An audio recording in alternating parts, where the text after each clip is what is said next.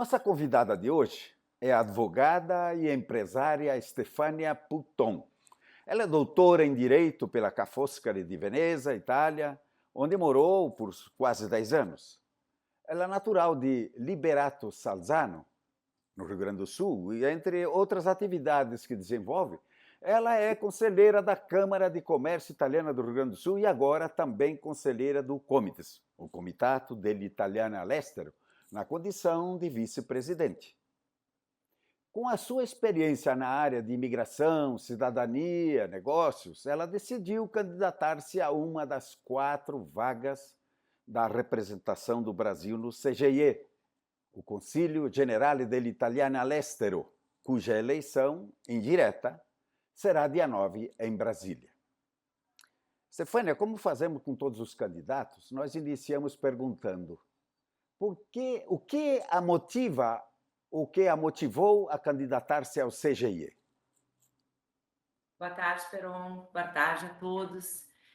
Bom, eu acredito que aquilo que me motivou mais a participar do TG na verdade, é um percurso, né? A vida, ela é feita de percursos e eu, nesse momento, me senti mais à vontade e talvez até preparada para fazer, para iniciar essa trajetória. Eu, como eu te disse, sou de uma família, na verdade, de 4ª geração, que é a família que eu obtive a cidadania italiana, a família Piazza, lá da região de Belluno, né, Feltre, e, portanto, enfim, uma imigração de primeira geração, praticamente, né, do início lá dos primeiros fluxos. Tá? Então, a partir daí, sempre vivi no interior, numa cidadezinha pequena que se chama Liberato Salzano, onde praticamente a única etnia presente era a italiana. Então, essa questão da italianidade, de ser italiano, é uma coisa muito presente na nossa vida, no nosso percurso. Depois, acho que, como todo mundo, a ideia de estudar, a vontade de crescer, de se desenvolver. Eu vim para Porto Alegre, estudei, fiz a faculdade de Direito, aqui me formei. Depois, com 30 anos, sempre tive dentro de mim essa vontade de conhecer a Itália. Já com um pouco mais de independência e maturidade, com 30 anos eu consegui, então, fazer, digamos que, o caminho inverso, o caminho que os nossos italianos fizeram, com um pouco mais de comodidade, né? Devo dizer que eu acho que isso já com muito mais segurança também, né? Porque já amparada, fiz a minha cidadania, porque a minha família também aqui estava há muitos anos na lista de espera e não conseguimos, enfim, fazer a cidadania. E eu fiz lá por residência, casualmente, na cidade onde nasceu o meu nono, o meu tataravô. Então, fiz esse percurso de estudos na Itália, já era advogada aqui no Brasil, e tive a oportunidade de conhecer um pouco do que é a vida de quem é um estrangeiro na Itália. Antes de obter a cidadania italiana, eu me lembro aquelas idas na questura, que eram idas dolorosas até. Enfim, a gente ali eu tenho 4 bisnonos nascidos na Itália, todos na região do Vêneto, mas fiz o meu percurso, aguardei 6 meses para fazer a minha cidadania, fiz a cidadania, e a partir daí comecei, então, a viver, como eles diziam, assim, um pouco como um cidadão de classe A, né? Que quando a gente deixa para trás todo aquele resquício de preconceito que a gente vive quando não tem a cidadania. Então, a partir daí, eu entrei na universidade, fiz um mestrado em Direito do Trabalho, na Ca' Foscari. Depois, com o mesmo professor, fiz todo o percurso de doutorado, foram 5 anos na Ca' Foscari, né? Foi um momento muito importante do meu trabalho, acho que do meu crescimento profissional, pessoal, em primeiro lugar, né? Pelo contato com a língua, pelo contato com as minhas origens, que são muito fortes no Vêneto. Então, não fui justamente para o Vêneto porque era a única língua que eu falava além do português, né? Então, era o italiano. Mas logo, chegando ali, enfim, comecei a estudar, e era interessante porque a própria cidade de Feltre promovia cursos de italianos para estrangeiros, e eu entrei em um deles, e foi importante. Então, um pouco sem falar corretamente o italiano, mas eu fui aceita no Master, e a partir daí começou a minha experiência profissional, porque o Master esse que eu frequentei em especial era muito um master profissionalizante.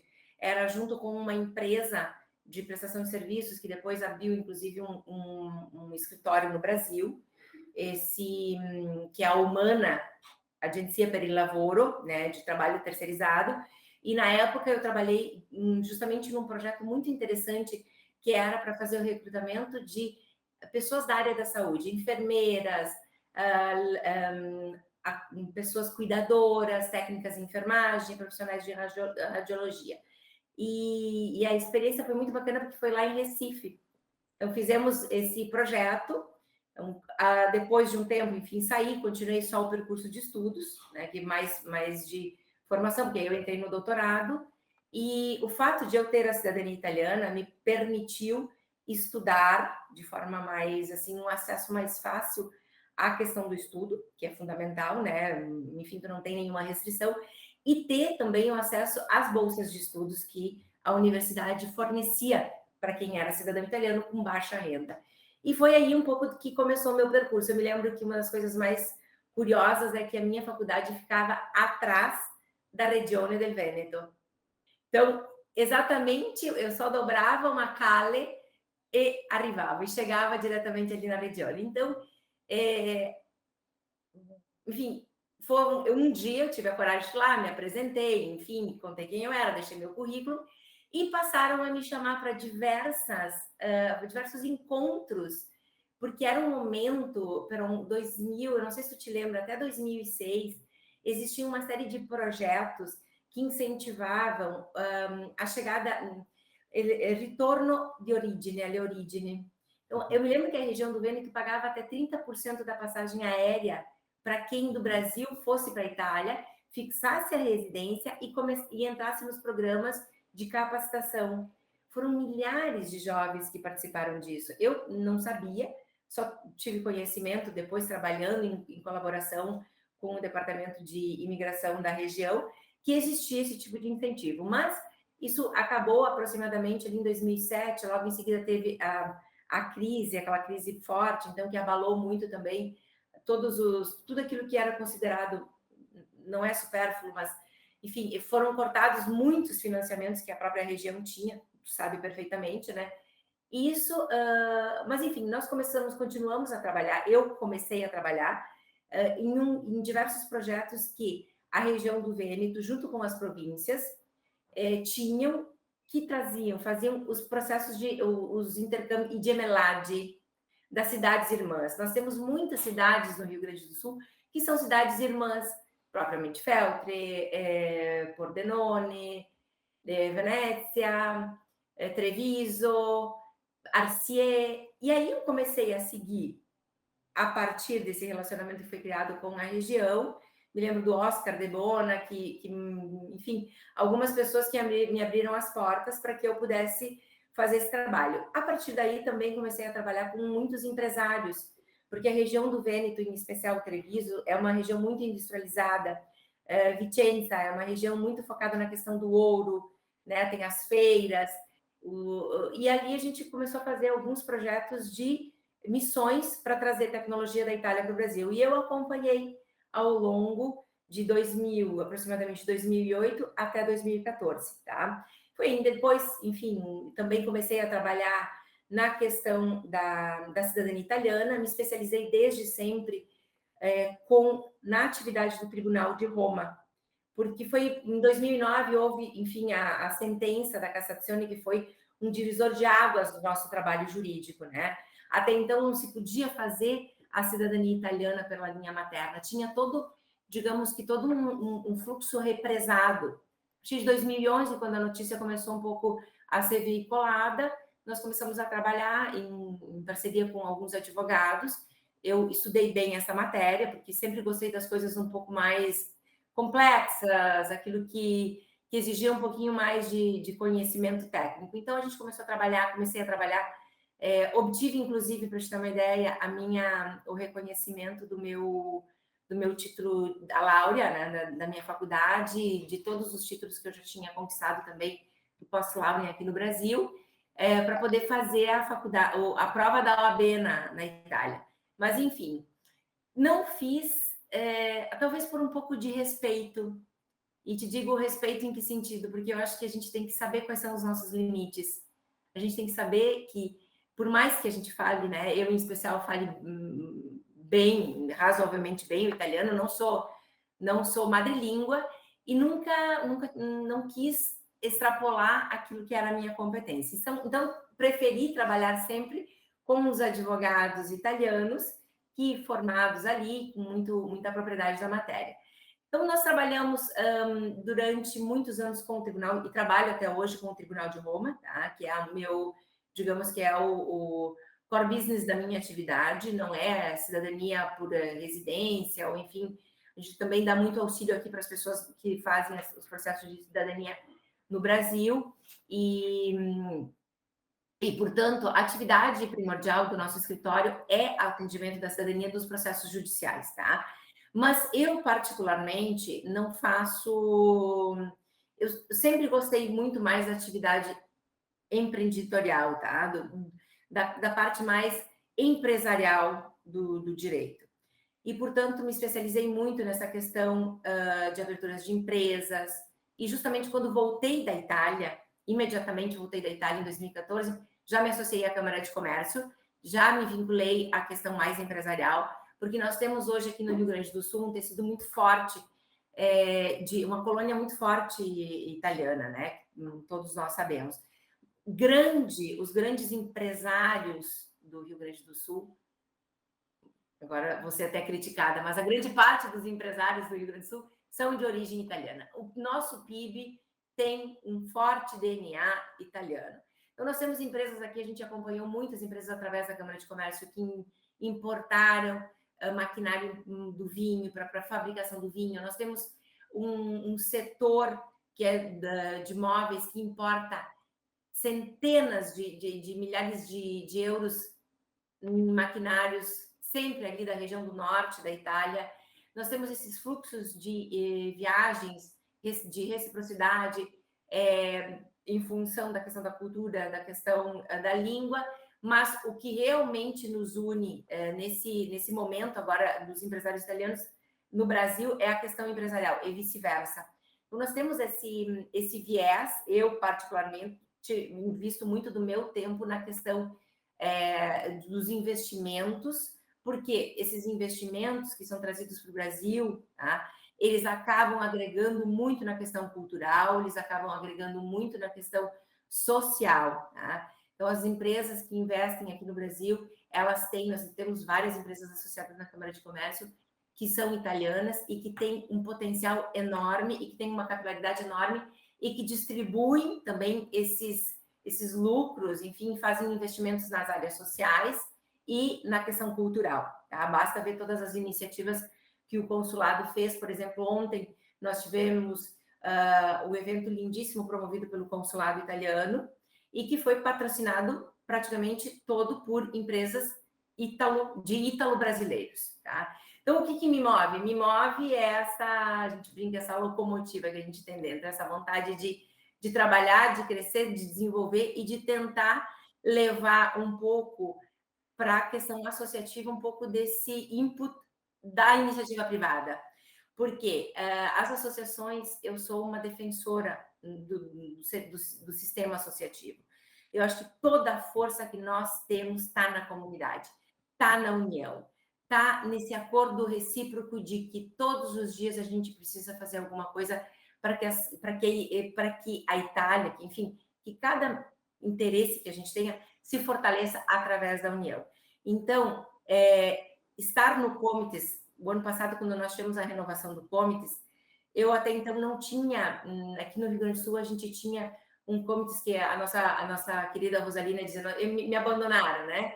Mas, enfim, quando terminou esse ciclo, né, a Rosalina disse, agora nós precisamos montar um ciclo de pessoas jovens, de pessoas que tenham vontade, que tenham dinamismo e que estejam dispostas a trabalhar.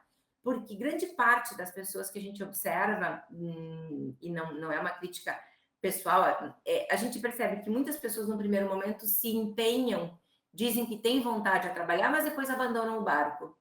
E nesse sentido, eu quero te dizer que o nosso comitê é um comitê que nós fomos uma lista única, nós não somos ligados a nenhum tipo de partido político, então somos absolutamente independentes, tá?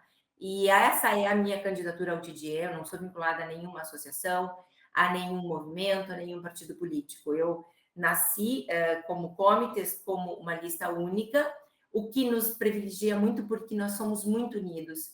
E o que é bacana também desse grupo é que ele é muito diverso. Nós temos pessoas que representam todo o território do Rio Grande do Sul, não são só pessoas de Porto Alegre ou só de Caxias. Não, eu tenho conselheiros que são de todos os recantos do Rio Grande, como a gente chama, tá? E muito, muito participativos. Os cooptados são pessoas incríveis, tu vai ter o prazer de conhecer no dia. E também tivemos agora para o TDE a surpresa, foi uma grande surpresa, porque tivemos 14 associações que foram convocadas, convidadas pela nossa embaixada. E, em primeira mão, te digo, todas comparecerão. Então, o grupo está muito coeso, está muito bacana. E é justamente nesse sentido que eu te digo que a minha candidatura é com esse espírito que eu quero me candidatar. Enfim, basicamente é nisso que vai se basear a minha colaboração se eu for eleita no TDE. Colaboração, diplomacia, aquilo que eu te disse. E, obviamente, a exigência do cumprimento da legislação. Porque a gente, claro que a gente colabora, a gente conversa, mas à medida em que a lei não é cumprida, aí a gente tem que fazer cumprir. E para isso eu te digo, tenho visto muitas pessoas muito bem intencionadas nesse meu percurso. Incrível a quantidade de pessoas que querem o bem da comunidade. Cada um, obviamente, se expressa da sua forma.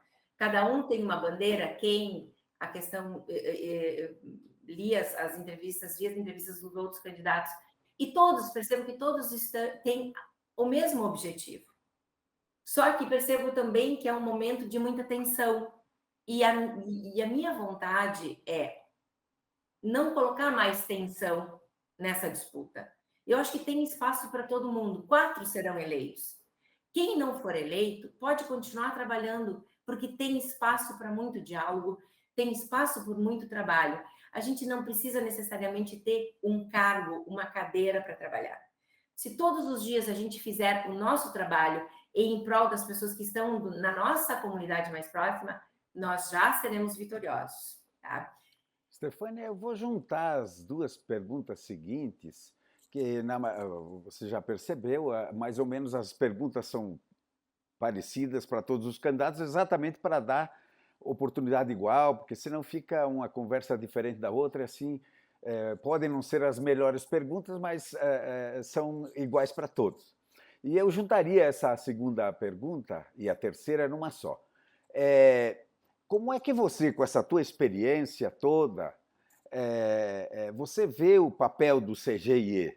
E como é que você analisa essa representação até aqui? Seja no âmbito geral, nacional, geral, mundial, porque o CGE é um órgão internacional, e especificamente no Brasil. O TDE é um órgão relativamente jovem, ainda eu percebi. Devo dizer uma coisa importante, que eu, como cidadã italiana residente na Itália, né, eu retornei não faz muito tempo, então eu nunca tive, digamos que os problemas que algumas pessoas têm. Tá? Então, aliás, essa é uma outra questão, que existem uma série de italianos, segundo a própria Itália. Os italianos nascidos lá, os italianos filhos de italianos nascidos aqui, os de imigração muito antiga, como eu sou. Então, existem tratamentos completamente diferentes e essa é uma das coisas que a gente tem que unificar, tá? na minha opinião.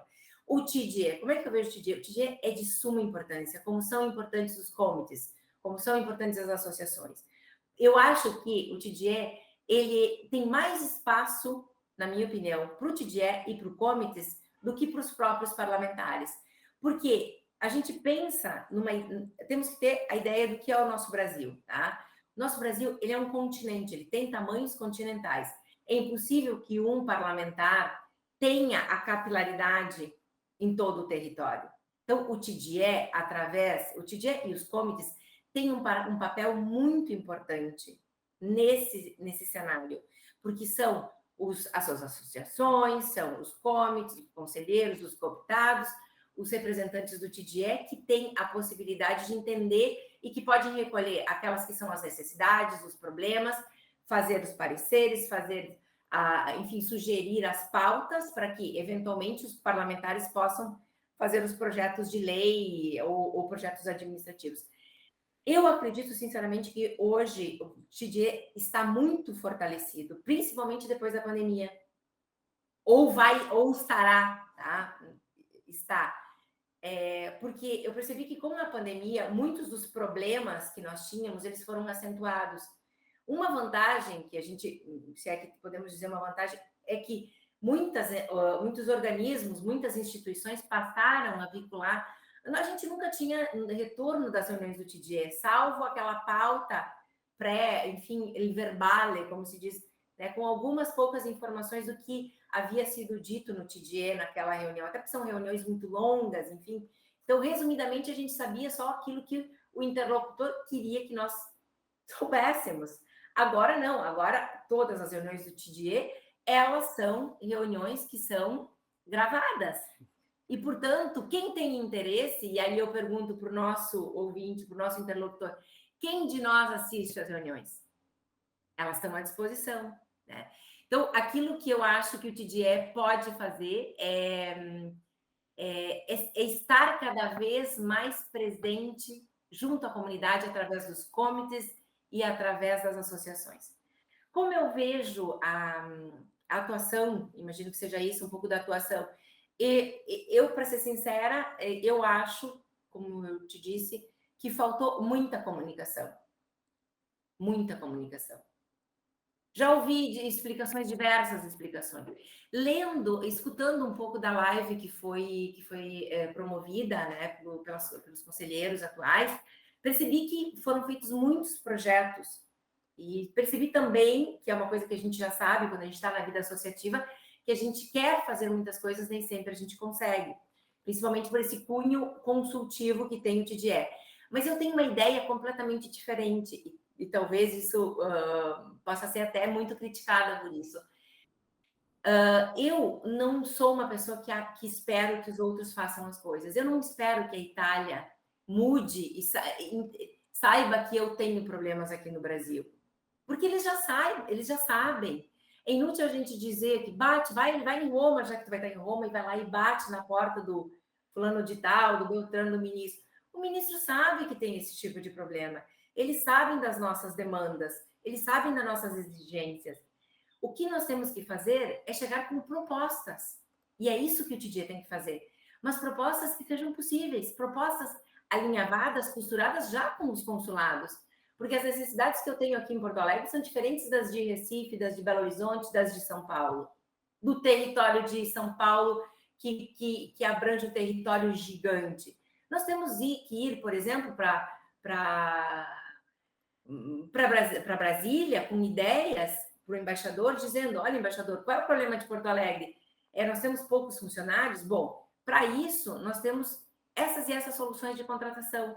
Inclusive, para isso, para te ter uma ideia, nós criamos aqui no Rio Grande do Sul, porque a gente tem aqui, me parece que 7 ou 8 funcionários a menos, para te ter uma ideia, de Iruolo. Né? Nós passamos anos e anos só com um cônsul como funcionário de Iruolo. Tá? Agora nós temos uma segunda pessoa. Então, eu sei que essa é a realidade de Brasília, eu sei que é a realidade também de Curitiba, um pouco menor, mas é também. Os outros consulados não sei, vou ter, se for eleita, a possibilidade de interagir para saber de que forma. Então, para isso, para essa questão das contratações, nós criamos um grupo de trabalho que vai estudar e analisar, já estamos fazendo, a legislação e a legislação italiana, a questão das verbas, a questão da legislação brasileira e a viabilidade de melhor contratação para que a gente possa contratar a contratto locale, né, como dizemos em italiano, né, para que os consulados possam contratar o maior número de funcionários, ampliando, inclusive, algumas questões de competência. Isso é um pouco mais delicado, porque a gente aí precisa da autorização do Ministério, e aí entra também toda uma questão sindical, o sindicato é muito rígido com a questão de competências, né, porque é uma tutela também das atividades deles. Enfim, mas para quê? Porque a gente precisa trabalhar com propostas. A gente precisa trabalhar com eficiência.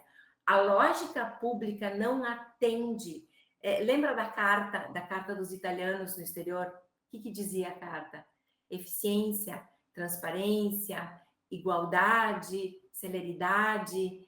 Isso nós não temos, porque esses são os princípios da administração pública, mas não sempre eles são aplicados. E é por isso que nós, enquanto órgãos de representação, nós temos que trabalhar nesse sentido. Tá? Eu não gostaria de fazer nenhuma crítica, porque eu não estou lá, entendeu? Eu não sei o que de fato acontece, o que de fato aconteceu. Aquilo que eu percebi, que foram apresentadas diversas propostas. Muitas não foram levadas para frente, porque justamente existe uma limitação, e é importante que as pessoas saibam que quem for eleito hoje não vai mudar completamente a vida do TGE. Basicamente, acho que é isso. Estefânia, você já tocou um pouco na questão ali, mas eu vou fazer a pergunta. Você falou aí dessa praticamente uma guerra dietro le quinte que está essa eleição. Né? Pressões de grupos, de candidaturas, etc. Tal. Eu vou colocar no seguinte contexto. O CGIE foi criado antes das eleições para o parlamento, antes do voto por correspondência, quase 10 anos, ou mais de 10 anos. Vieram os deputados e o CGIE ficou ali meio sem função, dizem até. Embora, como você mesmo disse, o CGIE tem uma amplitude muito maior até que a parlamentar. Né? Mas a gente sabe que existe... Talvez, diríamos, é isso que eu gostaria de saber a tua opinião, uma inversão das coisas. De repente, os partidos estão ditando dentro do CGIE. Como é que você vê essa relação partido-CGIE se isso tem alguma coisa a ver também com essas falhas no desempenho? Como é que você vê essa questão? Tanto na composição dos comitês quanto na questão do CGIE? Eu acredito que com o voto direto, eu acho que houve um pouco de um momento de transição em que o TGE não entendeu, ficou sem entender um pouco daquelas que eram as suas competências. Se pensou, talvez, no primeiro momento, que os parlamentares pudessem tirar o papel do TGE. Mas, na verdade, como eu disse antes, é impossível que isso aconteça, porque nós somos, por exemplo, agora com a redução dos parlamentares, com o referendo que ocorreu, basta imaginar que em toda a circunscrição nós teremos 3 parlamentares, me parece, 2 deputados e um senador. E só aqui no Brasil serão 4 TGEs e tantos comitês, né? Tantos conselheiros. Então, eu acredito que talvez naquele momento tenha havido um pouquinho de confusão, mas isso logo foi sanado, porque as competências são diferentes, em que pese todos visem o bem da comunidade, o trabalho, enfim, mas as competências são diferentes, tanto que o TGE não tem tem um poder consultivo, ele tem a prerrogativa consultiva, né? Então, já os parlamentares têm outras prerrogativas.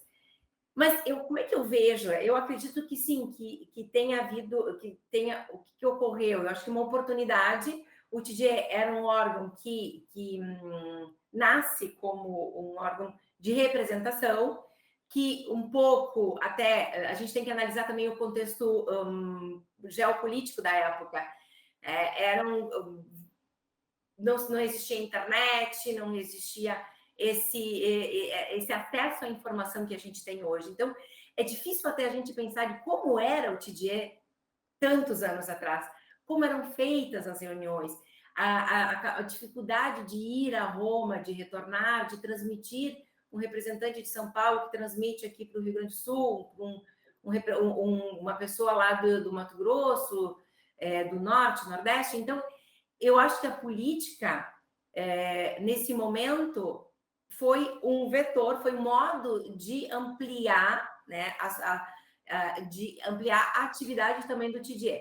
O que eu acho que o que eu condeno é a questão da política partidária, quando, de fato, um conselheiro, ou a gente percebe em alguns comitês que tem isso mais acentuado, em que as pessoas se propagam e se perpetuam, né, nas suas atividades eletivas, sempre representando aquela ideologia política. Eu acho que o importante é que haja, sim, uma renovação, principalmente geracional. A gente precisa trazer os jovens para dentro dessas atividades. Os jovens são seres que já vêm com uma curiosidade muito grande, eles já têm as suas ideias políticas, eles lutam pelos seus ideais muito mais do que nós quando éramos jovens, né? Porque a informação que eles têm hoje é bem diferente das que nós tínhamos, eu quando, enfim, tenho 47 anos, quando eu tinha 17 anos, era completamente diferente o acesso à informação. Então, eu acho que sim, eu sou contrária a isso, mas também percebo que tem muita margem. A gente percebe que tem, por exemplo, eu sou uma lista política, eu não sou vinculada a um partido. Eu percebo que tem outros candidatos também que não são vinculados a partidos. Então, quer dizer, tem esperança. Eu acho que a gente pode trabalhar nesse sentido, visando justamente o bem da comunidade, mas sabendo que o partido também, às vezes, pode nos auxiliar em alguma coisa que é da necessidade, né? O partido, entendo, o parlamentar daquele partido pode encampar um projeto de lei que represente o anseio daquela comunidade. Então, eu acho que tem que ter um equilíbrio, que é difícil em política, na vida social. Como é que você veria uma proposta de eleição direta dos conselheiros do CGE também junto com a eleição do comitê? Em vez de ser uma eleição indireta, como é hoje, um colégio composto pelos conselheiros, mais os cooptados e mais alguns escolhidos de associações que não se sabe muito bem como é que é feita a escolha. Como é que você veria uma proposta dessa? Eu acho que é uma proposta um pouco difícil de passar. Eu não consigo perceber, não tem, pela estrutura, tá? Pela estrutura jurídica dos dois órgãos, porque o comitê, ele tem uma amplitude local. Isso te permite, então, fazer o voto direto. Tá? Já o TDE, e qualquer pessoa da comunidade poderia se candidatar ao TDE, que é uma das coisas que todo mundo me pergunta, mas quem pode? Não, qualquer pessoa que represente a nossa comunidade pode, né? Não precisa ser conselheiro. O que fica muito difícil é a gente, nesse momento, permitir o acesso à questão das associações. A não ser que haja, por exemplo, uma reforma completamente. Não teria que primeiro haver essa reforma da questão, primeiro, por exemplo, a questão do voto, da opção inversa, o que é um absurdo. Todo mundo deveria poder votar. Por que eles fizeram isso? Porque eles percebem que muitas cédulas voltam, muitos envelopes voltam. Mas por que voltam, Peron? Voltam porque chegam atrasados, voltam porque há uma ineficiência absurda. Eles emitem,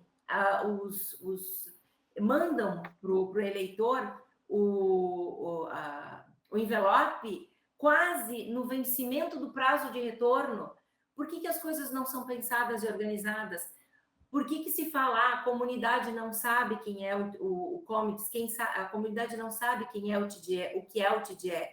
Mas isso tem sim uma grande contribuição da parte da comunidade de determinada, digamos assim, uma falta de conhecimento, ignorância no sentido do desconhecimento das suas responsabilidades. e eu bato muito nisso, como a gente já falou, é uma questão de que nós precisamos criar uma educação cívica, uma educação em que as pessoas saibam quais são os seus deveres. Cidadania não é só passaporte. Então, se a gente conseguir criar uma lógica de educação cívica dos nossos cidadãos, nós vamos criar pessoas, vamos ter pessoas mais entendidas, que se preocupam mais com a política da Itália, com os interesses da Itália, porque afinal de contas somos italianos, só lembramos que somos italianos quando temos que pegar o passaporte, né? Então, a gente criando essa consciência, talvez seja possível fazermos as duas eleições juntas em voto direto. Uma outra questão que é a vinculação das listas eleitorais ao nula osta, né? A autorização para ser candidato ou para votar. A gente tem graves problemas, vou te contar a minha família, que tem cidadania há tantos anos, não pôde me votar porque os atos não estavam transcritos. Então, são essas as dificuldades, que nós temos que criar soluções, nós temos que criar a consciência do cidadão italiano, e por isso temos que reforçar as associações, reforçar a consciência cívica, para depois nós termos cidadãos mais ativos, mais conscientes das suas responsabilidades. É tudo tão difícil, né, Stefânia? Quer dizer, em vez de incentivar o cidadão a votar, você complica. Em vez de facilitar o direito que o cara... Você complica. Tem a fila para tudo. Não tem recurso para nada. No entanto, nós tivemos aí task force com recurso próprio, nós temos a taxa da cidadania com recurso próprio. Os consulados se pagam. Isso o Occhipinti falava, ele não gostava que se publicasse, mas ele dizia, comparava até com um restaurante. Lá fora tem uma fila enorme de gente querendo comer no meu restaurante e eu não contrato mais 3 garçons aqui dentro. Quer dizer, que empresário sou eu? Que empresário é a Itália? Né? Ele dizia isso. Quer dizer, o dinheiro que entra aqui dá para pagar tudo e sobra. Né? Hoje os consulados, eles são autossuficientes. Ao contrário, vou te dizer que os consulados, eles são uma fonte de receita. E uma das coisas mais importantes que a gente tem que pensar é que os consulados que são inoperantes, eles podem representar uma falta de entrada, digamos, de recursos para a própria Itália. Tu tocaste justamente numa questão importante, dessa questão da fiscalização dos 30%, né, dos valores que vêm diretamente de Roma, que, enfim, as taxas, como é que funciona? As taxas são pagas. Primeiro, não existiam taxas, né? Enfim, e as filas eram enormes porque não existiam taxas, porque não tinha modo para se fazer, não tinha recurso humano, não tinha inovação, não tinha tecnologia. Bom, a taxa já é uma realidade e todos já entendemos, enfim, não existe pensar em fazer cidadania sem pagar a taxa. Mas o que mudou?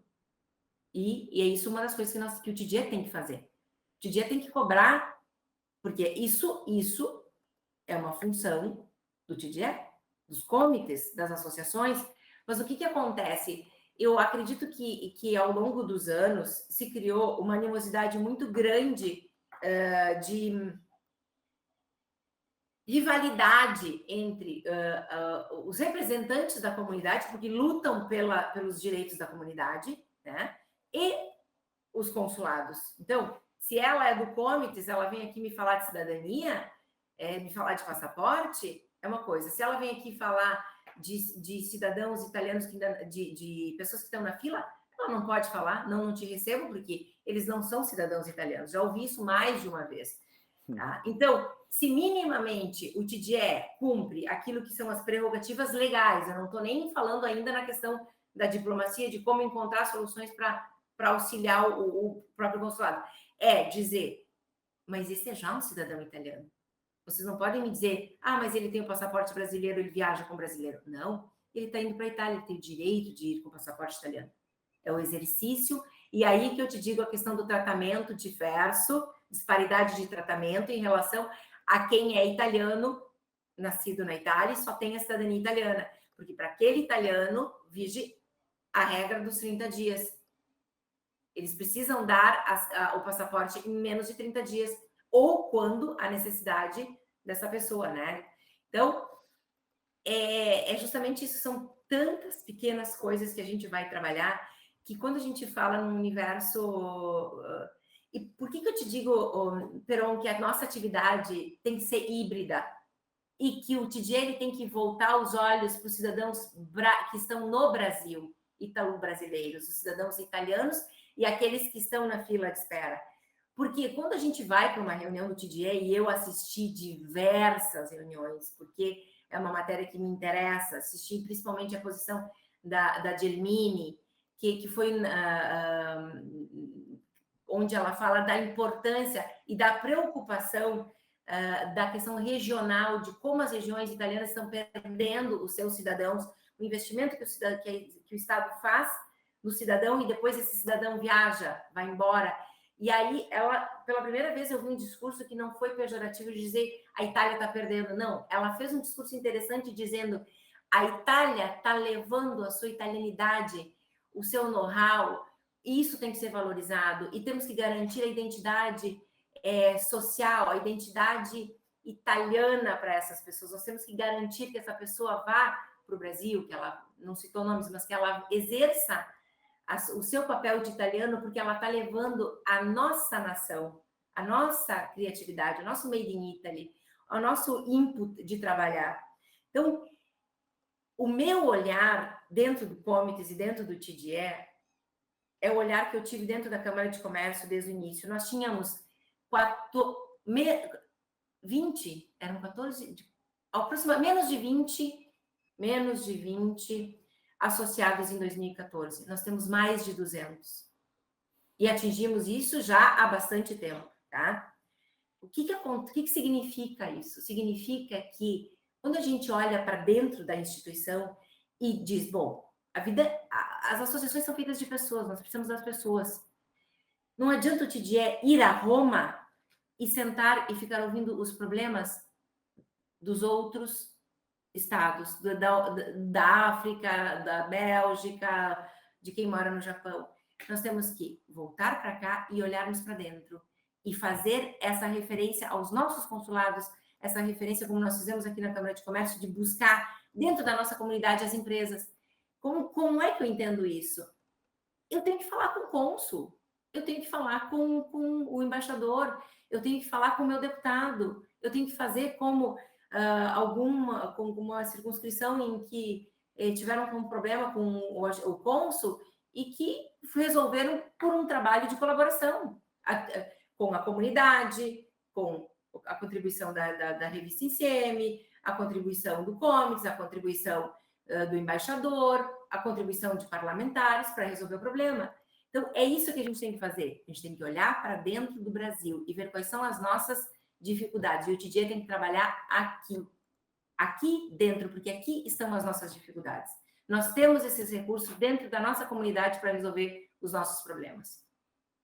Stefania, você já tocou basicamente nas questões que eu ia te perguntar, mas eu objetivamente curto e rasteiro, vamos dizer. Como é que você te posiciona dentro do direito dessa questão do ius sanguinis? Você admite limites geracionais, ius scholae, essa coisa toda aí, para dificultar a cidadania? Ou você já disse, o cara já nasceu italiano, né? Então, nós já temos aqui 30 milhões de italianos aqui, a única coisa é ter que dar o certidão de nascimento para eles, é isso? Peron, eu sou militante do direito há 20 anos, tá? E que pese de agora, já não tenho mais a questão do advogado, eu me considero uma empresária, mas eu sou fruto do iuris sanguinis. Então, eu quero te digo como pessoa, eu sou a expressão do iuris sanguinis. Eu posso nascer muitas vezes e eu serei sempre italiana. Eu vou defender sempre o iuris sanguinis, porque não existe nada, é o nosso bem maior. Se quiserem colocar qualquer tipo de limitação, terão que mudar a lei. E eu tenho uma grande esperança que agora, por ocasião dessa audiência que vai ter no dia 17, no dia 12 de 12. 7, Uhum. que inclusive te digo que já estão agendadas 2 audiências para a mesma data, não sei se tu sabe. Não. E agora Dê a notícia.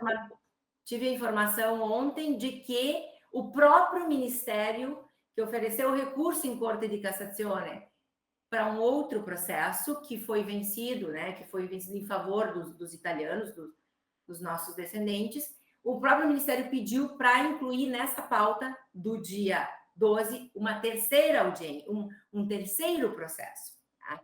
Então, eu sou absolutamente contrária a qualquer tipo de limitação, tá? Porque o nosso princípio é um princípio de sangue. Não sou contrária ao Iuri Soli, porque eu entendo que as duas coisas não são excludentes, elas não se excluem. Nós temos que valorizar, inclusive, o ordenamento, a Itália, ou o país, enfim, que tem, como é, por exemplo, os Estados Unidos, a gente percebe as pessoas que vão e ficam, basta nascer nos Estados Unidos. Tem, inclusive, pessoas que vão só para ter o filho lá, para que os filhos sejam americanos. Eu acredito que o Iuri Soli seja um direito de quem está na Itália, de quem nasce na Itália, e que faz um percurso de integração. Porque essas pessoas vivem, elas trabalham, elas contribuem, elas sabem o italiano, elas aprendem, elas representam uma força de trabalho, elas se integram, elas agregam outra cultura, tá? Elas têm direito a ser italianas. Mas esse diálogo que eu até o presente momento já perguntei para diversos parlamentares do partido que encampam essa tese do porquê uma tem que ser excludente da outra. Por que não podem conviver? Ao contrário, por que a Itália, nesse momento de represa, como eles dizem, a gente escuta muito falar desse momento em que a Itália vai se reerguer, em que a economia começou a girar, por que a gente não favorece o retorno das pessoas que têm origem italiana para lá? Porque nós precisamos de força de trabalho. A comunidade está envelhecendo, muitas famílias não têm mais filhos, a mão de obra é necessária, um país precisa de trabalhadores em diversos setores. Nós temos aqui pessoas muito determinadas a trabalhar. Por quê? Por que esses partidos, então, têm essa posição? Então, te digo, vou lutar, já nesse sentido trabalho muito, fizemos muita pesquisa de jurisprudência, todos contribuí muito com diversos advogados que estão nessa fase de recurso, tá? Desde, para te ter uma ideia, de buscar os anais do Código de Defesa, do Código Civil, do nosso primeiro Código Civil, enfim, fiz o decreto. Sabia, Peron, que quando foi publicado o decreto, o governo brasileiro autorizava, olha o termo, a importação de mão de obra. Olha só, importação de mão de obra do norte da Itália e, de preferência, agricultores. E aí a gente tem, enfim, agora eu me lembro das palavras de uma das juízas que dizia, numa das sentenças, que os italianos tinham ido para o Brasil de livre e espontânea vontade, sem autorização do governo italiano, sabendo que existia um acordo. Enfim, não vamos discutir aqui a questão das razões da sentença, mas enfim, sempre defendi, vou continuar defendendo, mas não sou contrária ao Iuri Soli. Eu acho que ambos os critérios podem e devem coexistir dentro de um ordenamento, porque essa é a nossa nova realidade, é a realidade dos países. Não, a mobilidade internacional vai nos transformar nos próximos 50 anos. Nós não seremos mais brasileiros. Aqui nós vamos ver pessoas de todas as etnias. É o que dizem que é o grande petróleo que a Itália não tem, somos nós, a grande comunidade italiana no exterior. No entanto, nós estamos aí no meio de um tiroteio, né? Está o executivo, o legislativo e o judiciário agora. se ocupando dessa questão da cidadania, né? Que inicialmente começou aí com as broncas das filas consulares apenas, e essa coisa foi crescendo, crescendo. E nós não vimos até agora, Stefania, uma posição clara do CGIE sobre isso. Tem, inclusive, eu conheço diversos conselheiros nossos que são contra, mas não se manifestam publicamente. Quer dizer, eu queria que você tranquilizasse, por exemplo, a comunidade eleitora, em primeiro lugar, que obviamente vai te ver, está te vendo, e também a comunidade. Como é que você vê? O CGIE tem ou não tem a ver com isso? Tem que dizer para o cônsul ali, olha, nós temos a ver com cidadania sim, porque tem consulado que diz que o COMITES não tem que tratar disso. Você já tocou nesse assunto, né?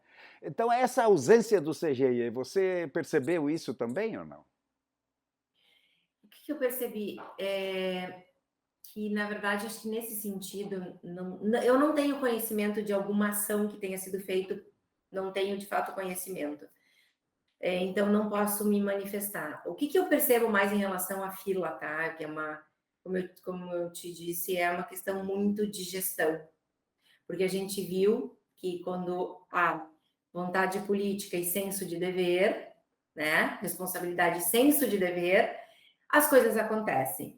Então, eu volto a te dizer, estou sendo até bastante repetitiva nesse ponto, que o TDE tem que voltar os olhos para dentro. O TDE é aqui. A gente acha que não, mas é aqui. Essa é a minha posição. Então, sim, eu vou lutar. O consulado vai me dizer, não, a senhora não tem competência para tratar disso. Então, mas tem deputados que nos representam que poderiam fazê-lo, né? E aquilo que nós estamos cobrando é justamente porque voltando um pouquinho na questão da taxa que foi criada, a taxa ela poderia ser o TDE sim tem, isso diz respeito aos italianos, porque no momento em que esse dinheiro vai e retorna, ele pode ser convertido em ações, revertido em serviços para melhorar a comunidade, os serviços para a comunidade. Então, eu, se for eleita, vou trabalhar nesse sentido, porque estou aqui para atender os anseios de todos os nossos cidadãos, porque nós somos italianos. Talvez, para muita gente, falta só o reconhecimento. Ser italiano também não é só falar no direito à cidadania, né? Tem escola, tem comércio, tem economia, tem é infinito. Mas, na verdade, esse é o principal problema da comunidade, por isso que a gente bate nisso, né? Eu concordo contigo. Stefania, do que nós não falamos, que você gostaria de dizer, e, obviamente, aí, para encerrar, nós já estamos com um bom tempo conversando, suas propostas, objetivamente aí, como é que você está fazendo a campanha, como é que você pretende trabalhar, você já falou um pouco, caso seja eleita, faz a tua propaganda um pouco aí da candidatura, com a palavra livre aí. Não, até tenho aqui escrito, mas na verdade acho que eu já falei bastante sobre aquilo que é a minha... Eu vejo que alguns candidatos fizeram uma plataforma enfim, não divulgando, acho que bacana isso, é interessante, um pouco difícil para o entendimento do nosso eleitor, porque basicamente eu acredito que a gente tem que trabalhar em colaboração, primeiro em colaboração com quem será eleito, né? Em colaboração, e o bacana é que teve uma renovação muito grande dos comitês também, e a gente prevê também uma renovação agora no TDE. Isso é muita gente com vontade de trabalhar, vontade de fazer. A gente vai trabalhar muito para que as pessoas não abandonem o projeto no curso dos anos, né? Então, basicamente, eu acho que aquilo que eu gostaria muito de trabalhar é nessa questão da colaboração. Trazer muito as associações, trabalhar com as associações, fazer com que as associações entendam o trabalho dos jovens, o trabalho, recuperar a vivacidade que os nossos jovens têm, a difusão da língua italiana, a difusão do folclore, da cultura italiana, é tão rica, porque hoje muitas pessoas nos associam só a tarantela, a polenta, mas gente, não é isso, não, ou melhor, não é só isso, isso também é bom, isso também é importante. A gente tem muitas regiões italianas abertas a fazer acordos, principalmente a questão do turismo de rientro, que é fundamental. Então, eu acho que como conselheira do TGE, eu vou poder atuar buscando essas oportunidades lá fora, né? Buscando na Itália e trazendo para as nossas associações. Como nós começamos agora, através de um conselheiro, que é o Fernando Bifinhandi, um projeto lindíssimo, na verdade ele já fez, estamos fazendo novamente, repropondo na Prefeitura de Porto Alegre, por exemplo, o ensinamento para ensinar a língua italiana às crianças da rede pública. Já apresentamos o projeto, foi muito bem aceito pelo cônsul, vamos apresentar agora para o embaixador e na próxima semana vamos começar a implementar isso na Prefeitura de Porto Alegre. Ou seja, tem espaço para trabalhar com os entes locais.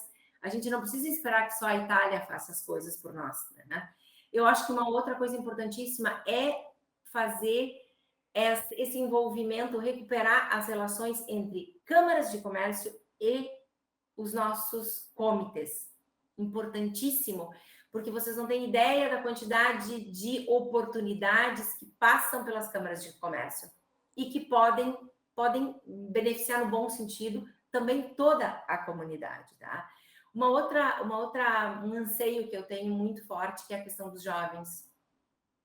Eu acho que a gente tem que promover a nível local, nacional e internacional a interação dos jovens, porque são os jovens que vão levar para frente a nossa identidade italiana. Infelizmente, a população nossa aqui no Brasil também, que traz essas raízes mais profundas, esse vínculo mais afetivo com a nossa Itália, ela também, em função até da pandemia, muitas pessoas partiram. Então, a gente precisa hoje manter a juventude muito ativa para a gente poder equilibrar, porque a gente está num déficit de participação. A gente precisa equilibrar essa participação até para mostrar força para o consulado, mostrar força para a embaixada. Por quê? Porque o poder vem do povo. A nossa força vem das associações. E é isso que a gente precisa resgatar. Então, é isso que eu tenho para te dizer. Não sou política, então fica um pouco mais difícil. Mas te agradeço, Peron, principalmente porque o teu trabalho é extremamente importante para nós.